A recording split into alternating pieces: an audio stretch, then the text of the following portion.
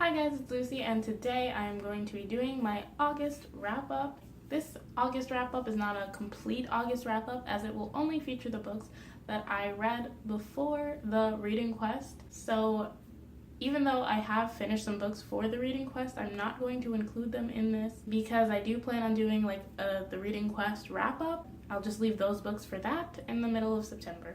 I did manage to complete 5 books, not for the reading quest, so those are the books that I will be talking about today. And as a side note, I am catching a cold, so if I sound a little weird, that's why. First, I finished Harry Potter and the Chamber of Secrets by J.K. Rowling, illustrated by Jim Kay. I gave this 5 stars because it's Harry Potter and I love Harry Potter. This is a reread for me. This might be my 3rd reread, I think. I really enjoyed it. I loved basically everything about it. It was really nice to be back in the Harry Potter world again. I missed all the characters so much, and I really do feel the illustrations add another element to the story. And some of them were a little scary, like the ones of Aragog and like the spiders. That was terrifying, honestly. That would give me nightmares if I was a child reading it, so I don't know, be warned about that. The Gentleman's Guide to Vice and Virtue by Mackenzie Lee. This is a book that's been very popular on BookTube for good reason. We follow a young Lord Henry Montague, whose father disapproves of his antics of kissing both boys and girls, drinking his days away, and the last straw was kind of him getting kicked out of boarding school. Monty ends up being sent on his grand tour along with his sister Felicity, who's on her way to finishing school, and his best friend Percy, who's on his way to law school. This is kind of his last hurrah before he is being forced to take over the family business and learn what it's all about. But Monty really does not want to do this, so he goes on the grand tour with the intention of just making the best of it, I guess. But Monty makes a very reckless decision in the middle of it, which leads them onto a grand adventure that is kind of really fun to read. I had a lot of fun reading this. I gave this 4 stars. I enjoyed it. This was definitely more serious than I thought it was based on everyone else's descriptions, because this deals with a bunch of heavy topics like abuse, racism, as his best friend Percy is mixed race, so we deal with persecution and racism that people have around him. Those topics are dealt with well, and the whole reading experience is a good time, as I really enjoyed Monty as our narrator, especially because he is a character that grows, which I really appreciated. A lot of the times, or at least the books I've been reading lately, the main character is kind of an asshole, and then he just kind of stays an asshole. But Monty does grow and learn from his mistakes, even though it takes him many trials and errors.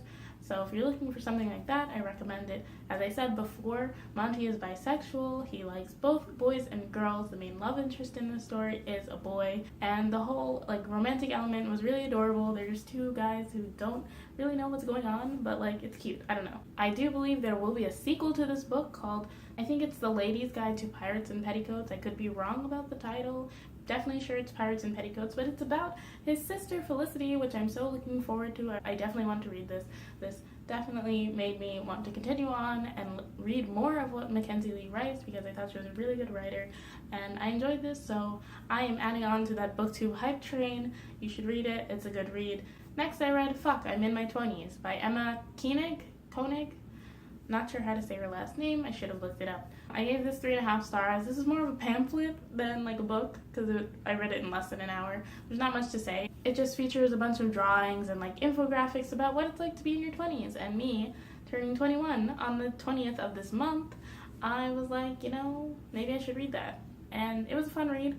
I'm not going to be it was life-changing or anything, because it wasn't, but it was fun. Mansfield Park by Jane Austen. This is my 4th Austen novel, and my least favorite so far, which is really disappointing. I kind of expected it because I've only heard one actually gushing review. The rest of the reviews I've heard agree with me and are this was their least favorite Austen, so I once again follow the majority. In this one, we follow Fanny Price, who is sent from the poverty of her parents' home to live with her richer cousins and aunt and uncle, and we follow her life in this new life, I guess. And yeah, I gave this 3 stars. It was mostly boring, honestly. I really love the drama that Austen is able to instill in her novels of seemingly not that big of a deal, but I don't know. But in this one, I don't know, I just couldn't get into anything. There was like one dramatic kind of event that was going on, which was like a play, and the whole time I was like, what is the point of this? And like, I usually read Spark Notes when I read Jane Austen's novel, or any classic really, just because I want to make sure I'm getting as much as I can out of it. And like, reading the Spark Notes really didn't help me, and I was like, I guess, but like at the same time I'm like, can we move on? Oh, and I listened to this as an audiobook, and it was read by Karen Savage. I don't think the audiobook really had anything to do with my less than enjoyment of it, but for whatever reason I just didn't find Mansfield Park entertaining. And yes, I'm aware it's a classic, so it's not completely about the entertainment, but I am a person who reads mostly for enjoyment and entertainment, so if I'm not entertained by the book, I'm not going to rate it highly. Our main character, I was not a huge fan of. The love interest was really on the back burner for this one, first of all, and also I could not get behind it at all because I didn't see it at all. Like, it was one-sided for so long, and then all of a sudden the male love interest is like, oh, you know what, I could marry her, and then they do, and I'm like, what? And the last book I read before the reading quest was Americanah by Chimamanda Ngozi Adichie. This was on my 2017 TBR and really making progress in that. So yeah, just wanted to share that. In this, we follow two Nigerians, Ifemelu and Obeens, who are young and in love, and then Ifemelu leaves to go to America for school, and Obeens is left behind, and we kind of follow their separation and their love story, and also Ifemelu's experiences as an immigrant to the United States.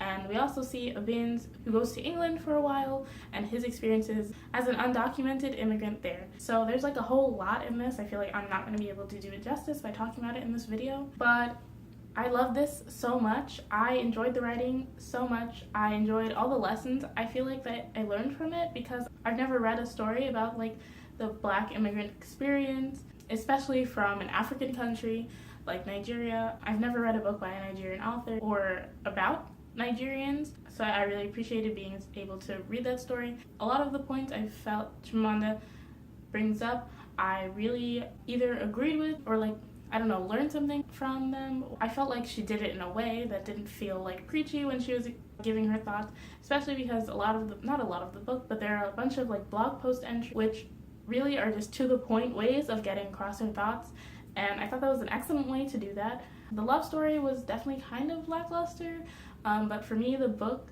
wasn't really about that, so I didn't mind. And I also feel like I fell more in love with Ifemelu than Obeens, just because the majority of the story is about her, even though it's told from dual perspective. I feel like you really get to know her. I really recommend it if you haven't read it already. Chimamanda Ngozi Adichie is a world famous author, I feel like, so you've probably heard of this already. You don't need me to tell you to read it, but in case you do, here I am doing that. So that's all I have to say about the books that I read before the reading quest. Be on the lookout for my reading quest wrap up, which will be sometime in the end of the month. So if you like this video, please be sure to give it a thumbs up. If you have any opinions about any of the books that I read, please be sure to leave a comment down below and let me know them. And also let me know your favorite book that you read in the month of August. And if you haven't already, please be sure to subscribe to my channel, because I make more videos where I talk about books. Again, thank you so much for watching. I'll see you in my next video. Bye!